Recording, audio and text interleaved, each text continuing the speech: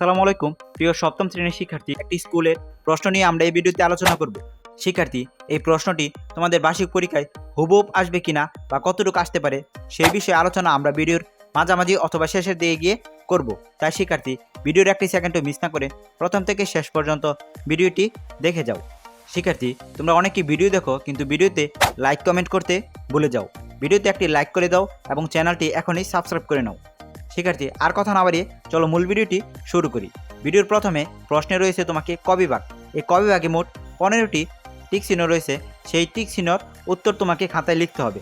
তার পরবর্তীতে রয়েছে তোমাকে এক কথায় প্রকাশ। এখানে মোট 10টি এক কথায় প্রকাশ রয়েছে। সেই 10টি এক কথায় প্রকাশেরও উত্তর তোমার খাতায় লিখতে হবে। শিক্ষার্থী, প্রতিটি প্রশ্নের মান হলো 1 করে, অর্থাৎ 10 একে 10। তার পরবর্তীতে গ বিভাগ, এটি হলো সংক্ষিপ্ত প্রশ্ন। এখানে মোট 5টি সংক্ষিপ্ত প্রশ্ন থাকবে। সেখান থেকে তোমাকে 5টির উত্তর দেওয়া লাগবে। প্রতিটি প্রশ্নের মান 5 করে, অর্থাৎ 5 5 25। আশা করছি গ বিভাগটি বুঝতে পেরেছ। শিক্ষার্থী, তার পরবর্তীতে গ বিভাগ। গ বিভাগে মোট 8টি প্রশ্ন থাকবে। 5টি প্রশ্নের উত্তর লিখতে হবে।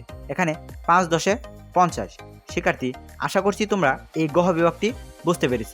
শিক্ষার্থী, আমরা এখন তোমাদের ক বিভাগ এবং এখন আমি তোমাদের ক বিভাগের যে টিক চিহ্ন এবং এক কথায় প্রকাশ রয়েছিল সেগুলোর উত্তর দেখাবো। শিক্ষার্থী, সেই উত্তরটি দেখার আগে আরেকটি কথা বলে নিই। ভিডিওর প্রথম দিকেই বলেছিলাম যে তোমাদের বার্ষিক পরীক্ষার প্রশ্ন কতটুকু কমন আসবে সে বিষয়ে আলোচনা করব।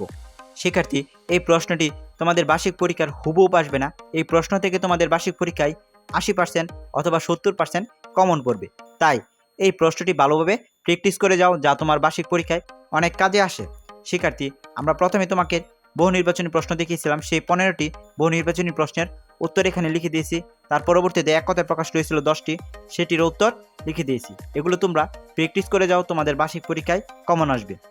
শিক্ষার্থী, তোমাদের বার্ষিক পরীক্ষার জন্য শুভকামনা জানিয়ে ভিডিওটি এখানেই শেষ করছি। আল্লাহ হাফেজ।